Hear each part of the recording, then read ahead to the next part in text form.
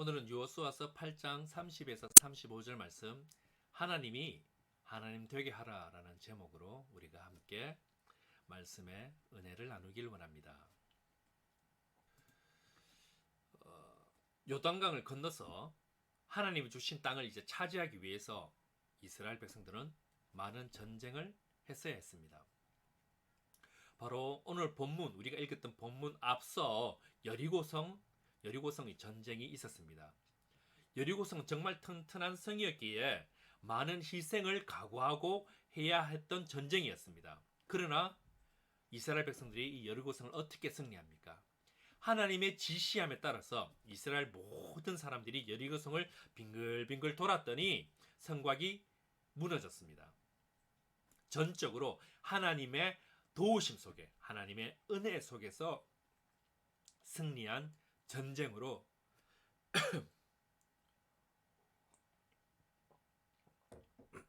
이스라엘 사람들은 이 성을 너무나 쉽게 이렇게 들어갈 수 있었습니다. 말 그대로 무혈입성을 할 수 있었던 것입니다.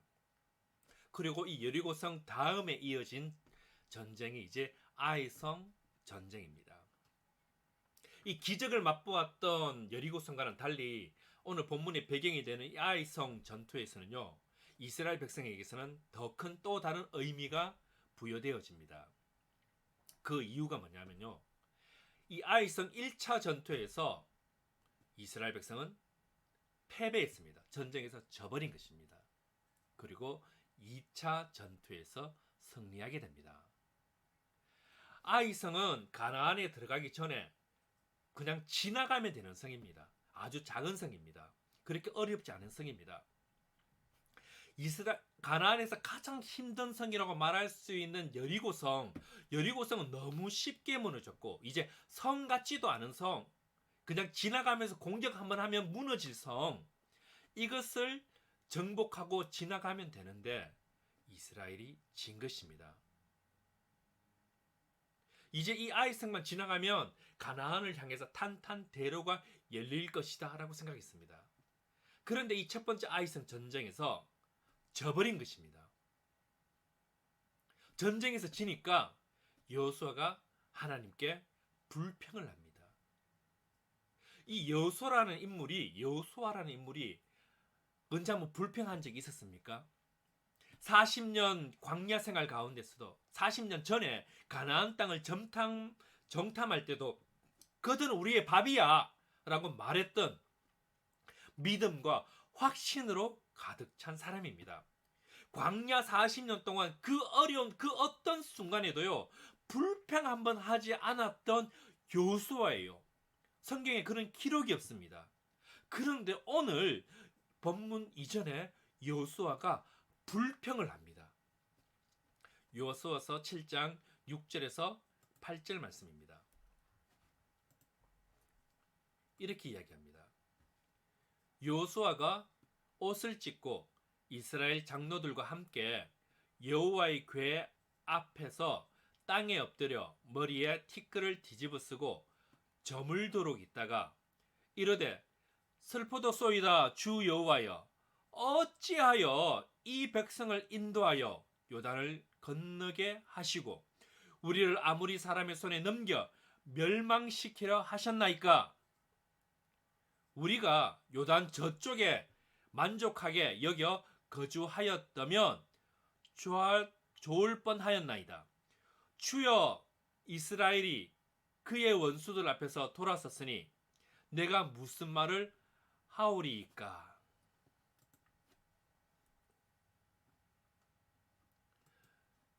여러분, 이게 지금 여호수아가 한 말입니다. 어찌하여 하나님 그렇게 하셨습니까? 주의 일을 했는데 왜 망하냐는 것입니다. 차라리 요단 동편에 살았더라면 더 좋았을 것입니다. 뿐만 아니라 내 백성들 앞에서 내가 부끄럽습니다. 내가 이들 앞에서 무엇이 됩니까? 라고 지금 여호수아가 하나님 앞에 불평을 하고 있습니다.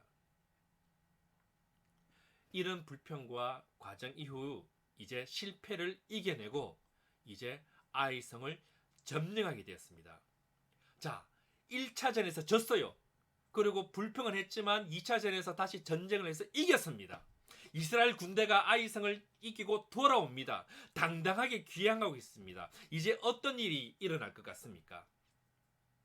우리의 상식대로라면 하나님의 도움으로 이겼으니 자, 이스라엘 모든 사람들이 모여서 우리 잔치를 합시다 라며 간증하고 막 즐거워하고 그렇게 했을 것입니다. 그런데 성경은 다르게 이야기하고 있습니다. 오늘 본문 33절에 보면 이렇게 이야기합니다. 온 이스라엘과 그 장로들과 관리들과 재판장들과 본토인뿐만 아니라 이방인까지 여호와의 언약궤를 맨 레위 사람 제사장들 앞에서 궤의 좌우에 서되 절반은 그리심산 앞에 절반은 에발산 앞에 섰으니 이는 전에 여호와의 종 모세가 이스라엘 백성에게 축복하라고 명령한 대로 함이라.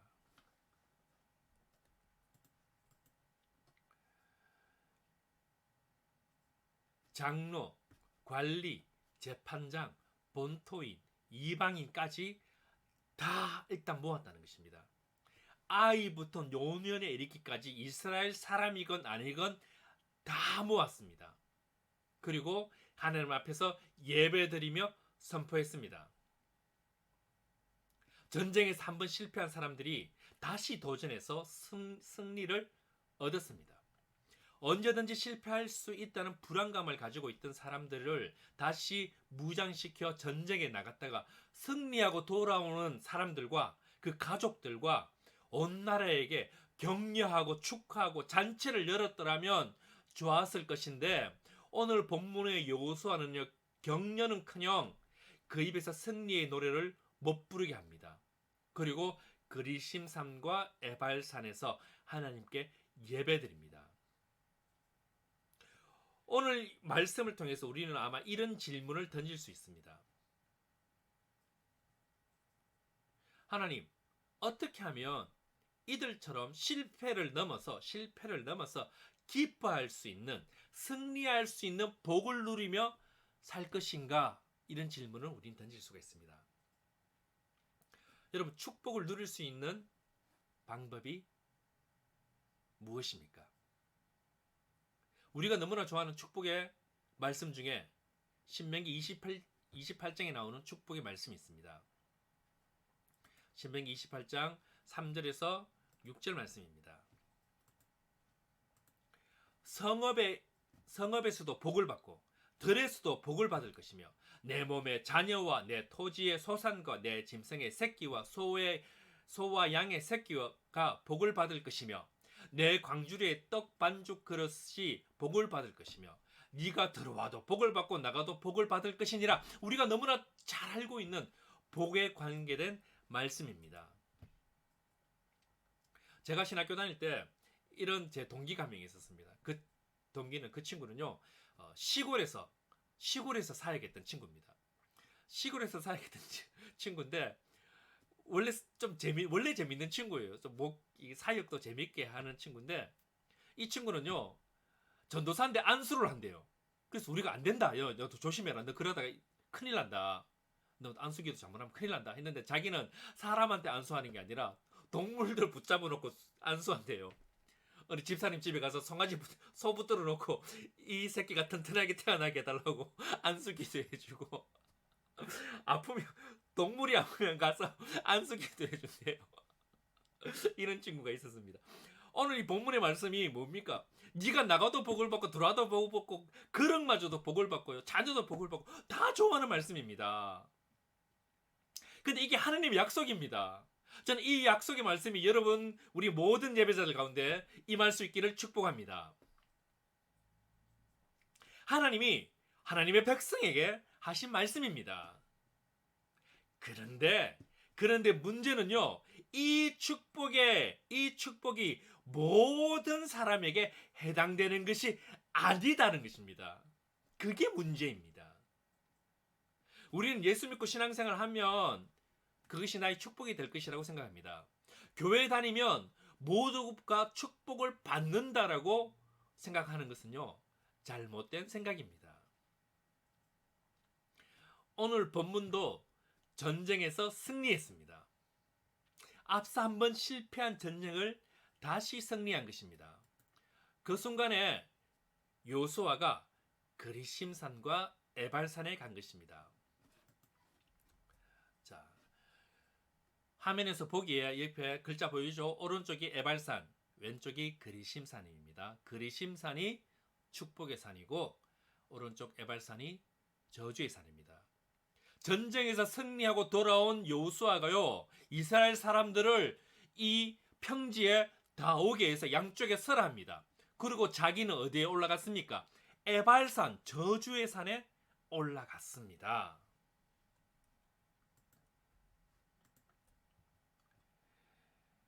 이곳은요, 모세가 죽기 전에 복과 저주를 선포하도록 여호수아에게 명령을 이미 준 장소입니다.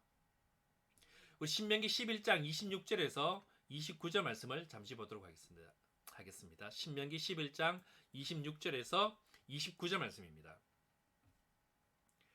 내가 오늘 복과 저주를 너희 앞에 두나니 너희가 만일 내가 오늘 너희에게 명하는 너희의 하나님 여호와의 명령을 들으면 복이 될 것이요, 너희가 만일 내가 오늘 너희에게 명령하는 도에서 돌이켜 떠나 너희 하나님 여호와의 명령을 듣지 아니하고 본래 알지 못하던 다른 신들을 따르면 저주를 받으리라. 내 하나님 여호와가 네가 가서 차지할 땅으로 너를 인도하여 들이실 때에 너는 그리심산에서 축복을 선포하고 에발산에서 저주를 선포하라.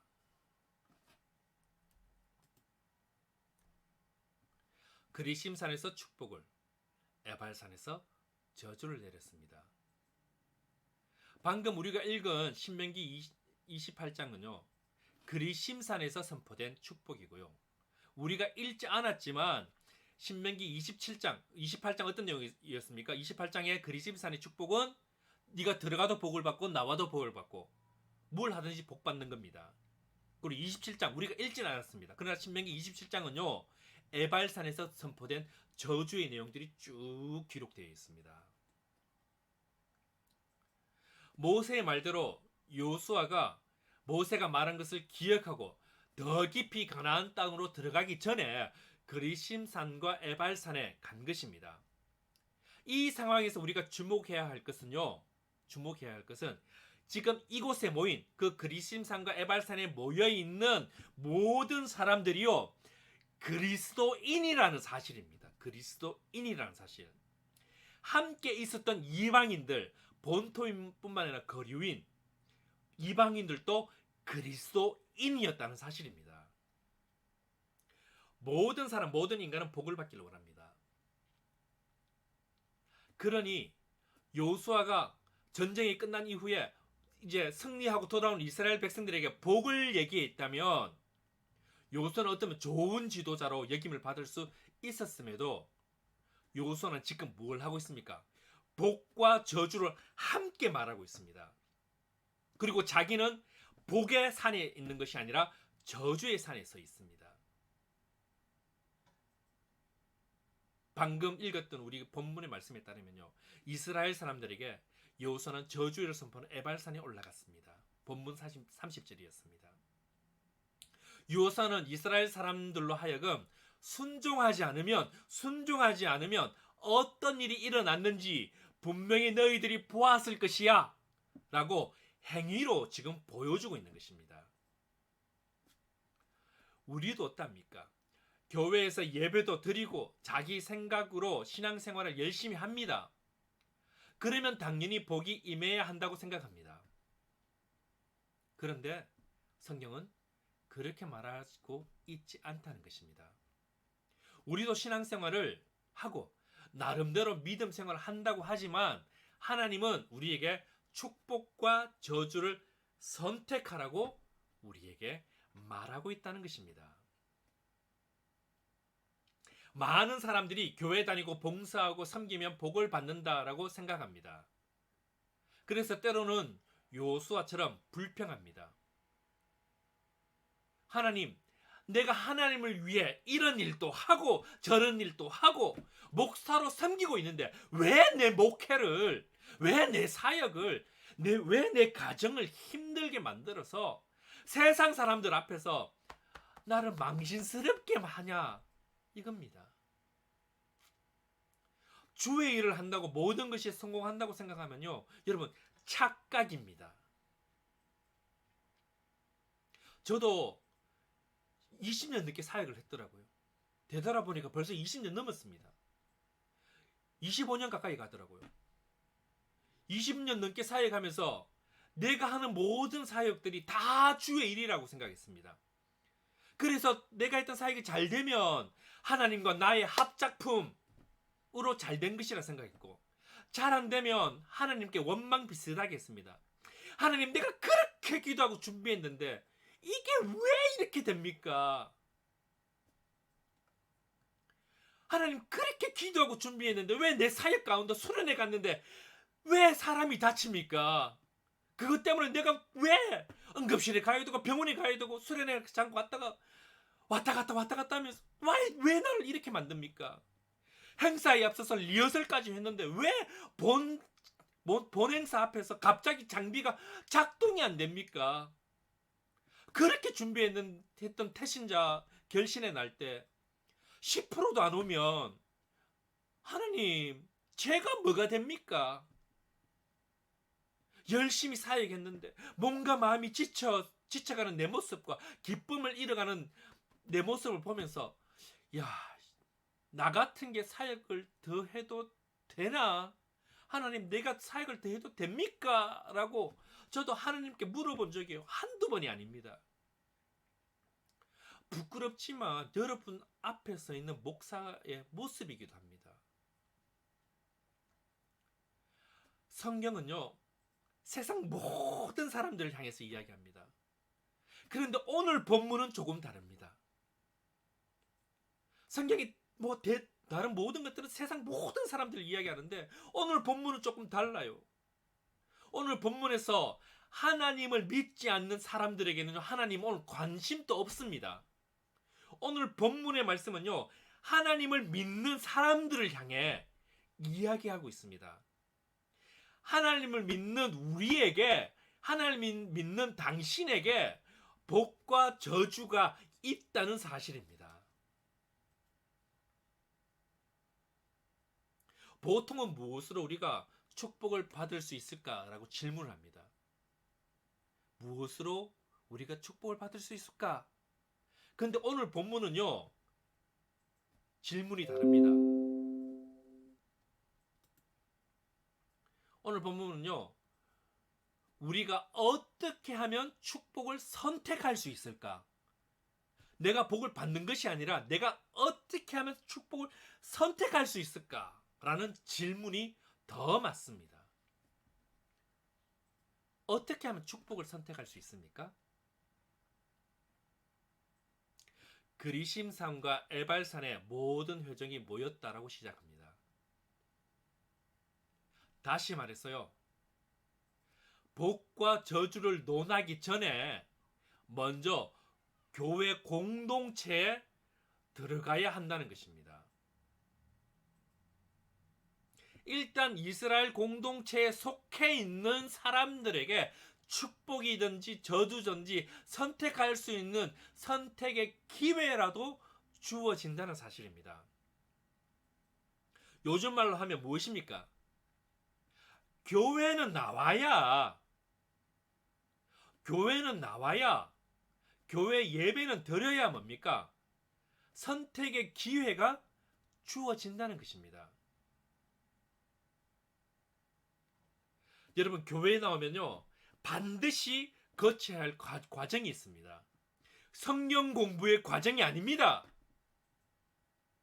내가 이 교회에서 무엇을 할 수 있을까? 그런 과정도 아니에요. 교회에 나오면 반드시 거쳐야 할 과정이 있는데 그 과정이 무엇인지 아십니까? 하나님이 하나님 되게 하는 그 과정입니다.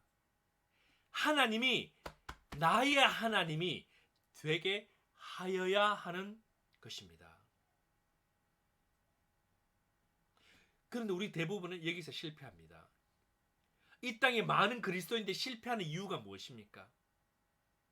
왜 기독교가 욕을 먹고요, 복을 누리지 못하고 살아가고 있습니까? 왜 우리가 성경의 기준으로 살지 못하는 이유는 단 한 가지 뿐입니다. 교회와 우리 그리스도인들이 우리 삶에서 하나님이 하나님 되시게 해드리지 못하기 때문입니다. 내 스스로가 하나님이 돼요. 내 생각과 내 계획, 내가 하는 일이 하나님이 되고 나의 비전, 나의 미래가 하나님이 되었기 때문입니다. 이것을요, 성경은 교만이라고 말하고 있습니다. 이스라엘 사람들이 아이성 앞에서 실패했던 이유가 바로 이 교만입니다. 여리고성이 견고하며 이중의 성벽이었다는 것은 고고학적으로 이미 밝혀진 사실입니다. 하지만 이 여리고성도요, 그렇게 큰 성은 아니었습니다. 그것을 우리가 어떻게 알 수 있습니까? 물론 고고학적 유물도 있지만 성경에도 그 분명히 설명하고 있습니다. 이스라엘 사람들이 여리고성을 어떻게 무너뜨립니까?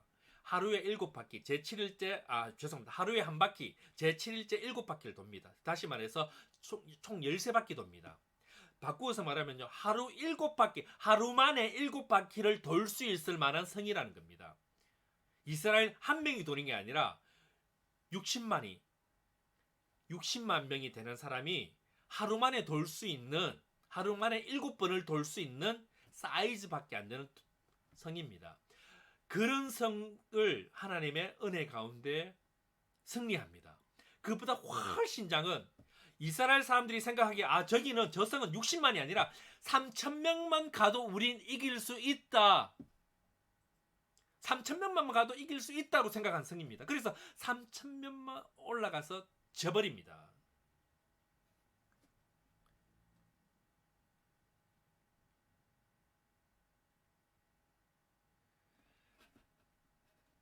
잠시 실패를 맛보았던, 또 불평했고 원망했던 요수아가 이제 승리를 했습니다. 승리 후 깨달은 것이 무엇입니까? 하나님이 하나님 되지 않으면 아무리 작은 일이라 할지라도 실패할 수밖에 없다는 것을 요수아는 확실하게 깨달은 것입니다. 저는 우리 예배자들에게 이런 질문을 던지고 싶습니다. 하나님이 진짜 당신의 하나님 맞습니까?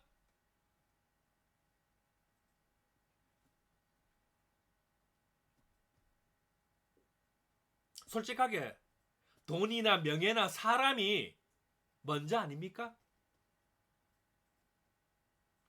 여러분이 하는 모든 일이 하나님이 주인이 되어서 이끌어 가시는 것이 아니라 내가 먼저 가고, 내가 여기 있으니까 하나님 나한테 따라오세요, 나 있는 곳으로 오세요 라고 말하고 있는 것은 아닌가, 우리 스스로 되돌아 보아야 합니다.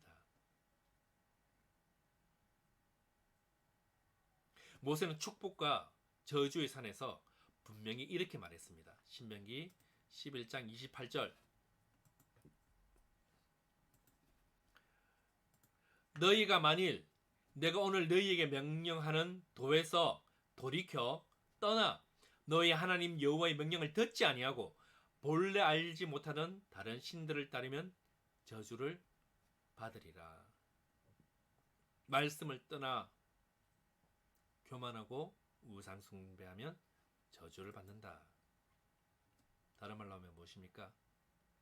네 생각대로, 네 기분대로, 네 계획대로 하면서 하나님의 명령을 듣지 아니하면 저주를 받는다라고 모세가 말하고 있습니다. 그리고 참 놀라운 것은 무엇입니까?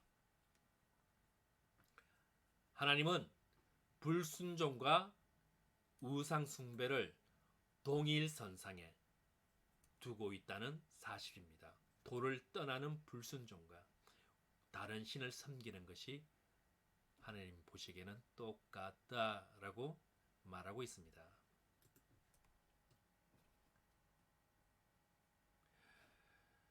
축복에 대해서 말씀하실 때는 너희가 내 명령대로 하면 복을 받을 것이다. 딱 한 말씀 하셨는데 저주에 대해서 말씀하실 때는 불순종과 우상 숭배를 하면 저주가 있을 것이다라고 이스라엘 백성들에게 말하고 있다는 것입니다. 오늘날 나는 예수 잘 믿고 있어 라고 말하고 있는 우리에게 지금 하나님이 하시는 말씀입니다. 우리가 하나님의 말씀에 순종하지 못하는 이유는요, 하나님보다 더 귀한 것이 있기 때문입니다. 돈이든지 안락한 삶이든지 자녀든지 관계이든지 하나님보다 더 귀하면요, 우상입니다. 그런데 우리는 이렇게 질문할 수 있습니다. 이렇게 말할 수가 있습니다. 목사님, 저는 이해가 안 되면 순종하기 어려워요. 내가 이해가 안 되면요, 저는 따라가기가 너무 힘들어요. 네, 이해가 안 될 수가 있습니다. 그러면 그냥 순종하시면 됩니다.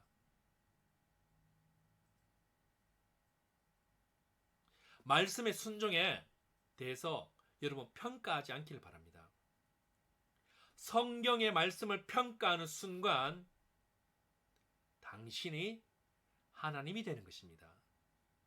당신의 경험과 당신의 인지 능력과 당신의 지식 수준이 하나님이 되는 거예요. 저는 우리 예배자들은 하나님의 말씀의 순종자가 되시기 바랍니다. 왜? 하나님 말씀이니까. 하나님의 말씀이니까 순종하면 되는 것입니다. 이해가 안 되기 때문에 순종하면 되는 것입니다. 어차피 우리는 100% 순종할 수 없어요. 우리는 100% 순종할 수 있는 존재가 아닙니다. 금방 또 잊어버릴 것입니다. 하지만 우리가 하나님이 하나님 되심을 순종으로 인정하겠습니다라는 믿음을 가지도록 선택을 자꾸 하십시오. 그러면 하나님은 우리의 중심을 보시고 축복의 산으로 인도하실 것입니다. 하나님에 대해서 알아가야 합니다. 그런데 하나님에 대해서 알아가야 되는데, 그런데 우리는 어디선가 들었던 이야기, 수많은 설교들, 내 생각이 합쳐지는 순간 뭡니까? 그런 순간은요, 더 이상 하나님은 하나님이 될 수가 없습니다. 정말 하나님을 알고 싶다면요, 성경을 읽으십시오. 우리가 성경을 잘 읽지 못하는 이유가 무엇입니까?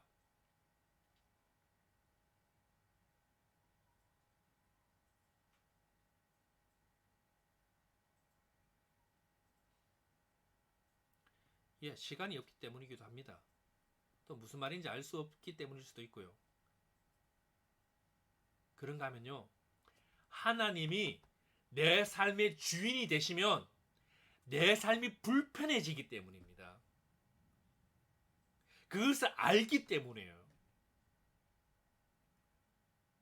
하나님의 말씀을 읽으면 읽을수록 지금 내가 하고 있는 일들 중에 많은 것들을 정리해야 합니다.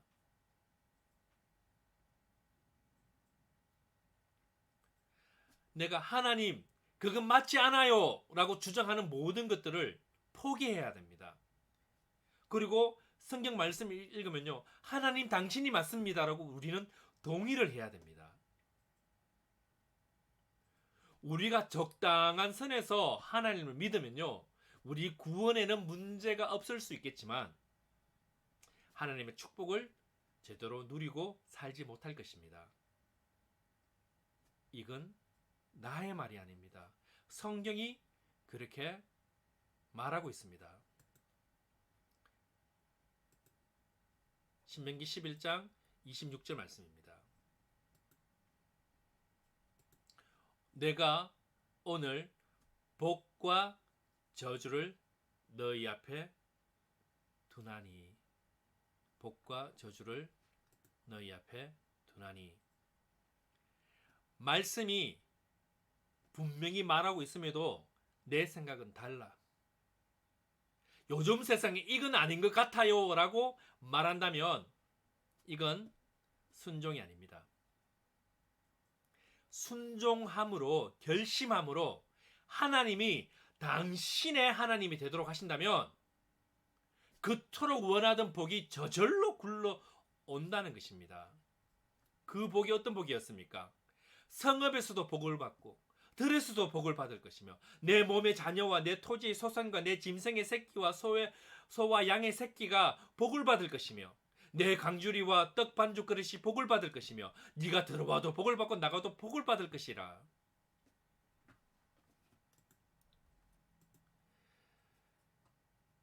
당신의 생각에 따라 살아가므로 당신의 생각이 하나님 되게 하지 말아야 합니다. 다른 사람의 말을 따라가므로 그 사람이 당신의 하나님이 되게 하지 말아야 합니다. 여러분이 인정할 만하고 존경하고 따르는 사람으로 하여금 그 사람이 하나님 되게 하지 말아야 합니다. 이런 면에서 우리는 더 기도해야 됩니다.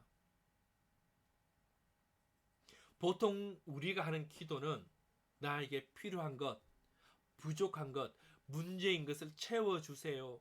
해결해 달라고 우리는 기도합니다. 우리 솔직하게 내 뜻대로 이루어 주시는 하나님이라면 그게 하나님입니까? 그냥 신이라는 이름을 가진 나의 종일 뿐입니다. 내 뜻대로 하면요. 상황에 따라서, 조건에 따라서, 환경에 따라서 언제든지 바뀌는 내 마음, 내 생각에 따라 맞춰지는 신이라면 그게 진정한 신입니까? 종이죠. 그런 신을 당신은 생명을 걸고 하나님으로 믿고 싶습니까?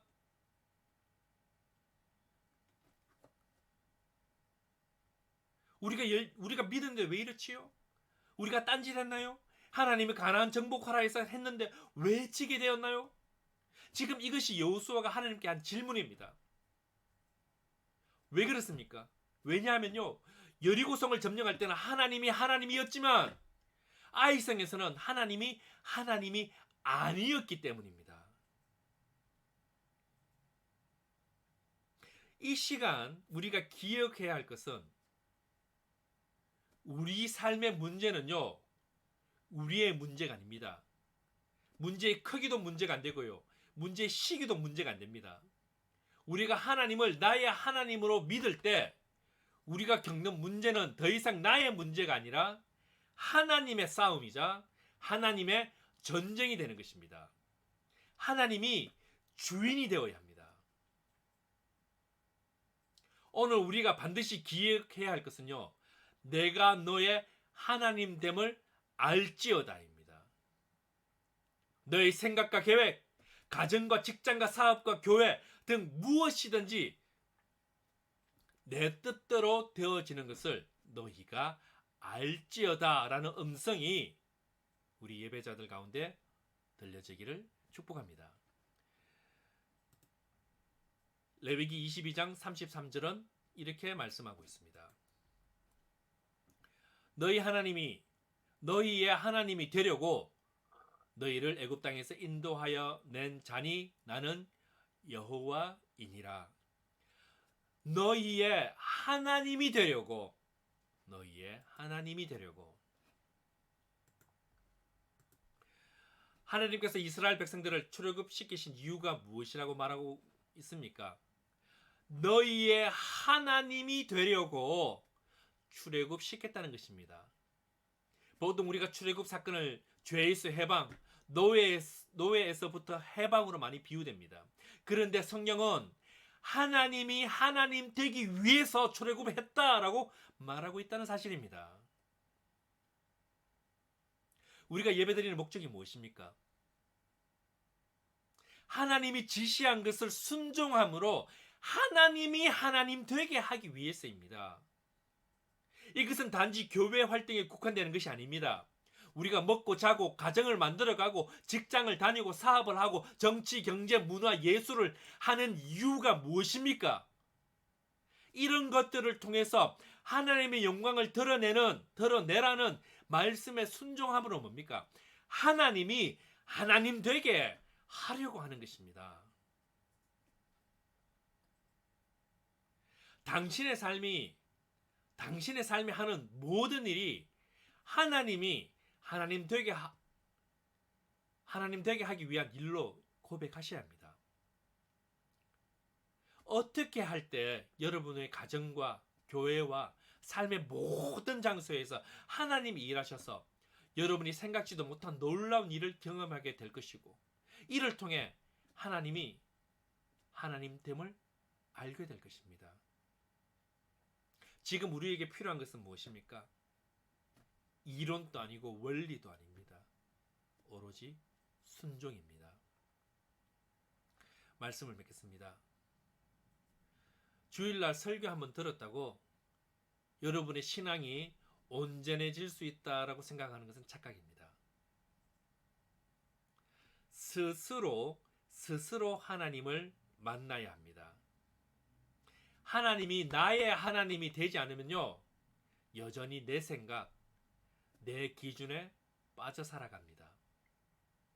하나님이 나의 하나님이 되지 않으면 이건 되고 저건 안 되고 이렇게 해야 되고 저렇게 해야 한다고 자기 기준으로 생각해 버립니다. 내가 하나님이 되어서 주변 상황과 사람들을 판단해 버리는 일이 일어나는 것입니다. 이런 모습이 아이성의 모습이었습니다. 하나님이 하나님 되게 하셔야 합니다. 하나님을 알지 못했던 우리가 하나님을 알게 된 것, 빛보다 어두움을 더 사랑했던 우리가 빛으로 나와 하나님을 알게 된 것, 교회에서 섬김과 봉사로 서로 존중하며 성도의 교제를 나누는 것은 하나님을 하나님 되게 하시려는 하나님의 계획임을 믿으시기 바랍니다. 하나님이 당신의 삶에 하나님됨을 알지어다라는 말씀이 오늘 저와 우리 예배자들 위해 기억되어지고 믿어지는 은혜가 있기를 축복합니다. 축복과 저주는요, 당신의 선택에 달려 있음을 기억하시기 바랍니다. 그리고 축복은 순종을 통해 하나님을 나의 하나님 되게 할 때 자연히 주어질 것임을 기억하시기 바랍니다. 기도드리겠습니다.